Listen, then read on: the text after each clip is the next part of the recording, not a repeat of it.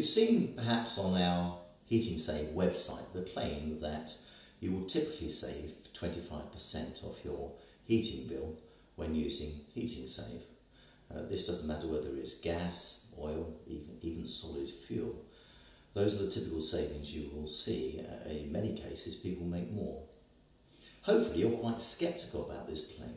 So what I'm going to be doing over the next few videos is to tell you the science engineering behind this so you can see how it does it. There's no magic bullets here. This is basic science and engineering.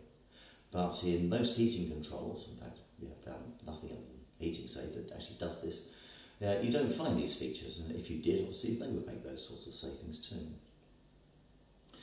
What I'm going to talk about today is the heat loss algorithm.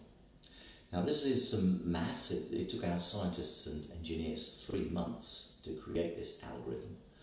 And what it does is a bit of maths that self-learns the heat loss profile of any particular heating zone. And here I'm in a kitchen, so it would learn the heat loss profile of this kitchen.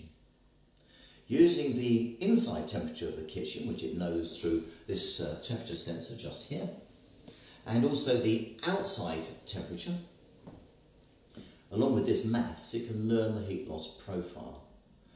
And it then uses this to heat the kitchen to a particular temperature at a particular time. In HeatingSave, you don't tell the boiler when to come on. It decides that. Instead, what you say is, I want to be at, say, 19.75 degrees in the kitchen at 8 o'clock in the morning. And it's HeatingSave's job to get that right. All the time trying to use the minimum amount of energy to achieve that result.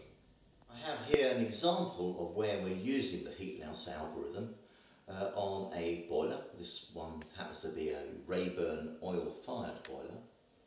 And there's 2 important parts of the software that manages this. The first part is the heat loss algorithm, which I've already spoken about. And in this particular house, we've got something like about 25 heating zones. So we have managed to zone virtually every single room. Another feature that within the software that applies to boilers is the outside temperature compensation.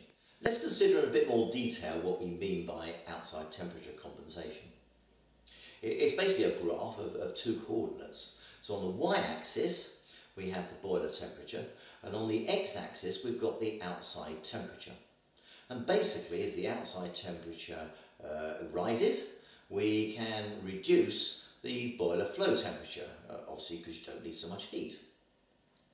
Now where you have this built into a boiler, you can't control it, you can't change it, you can't do anything about it.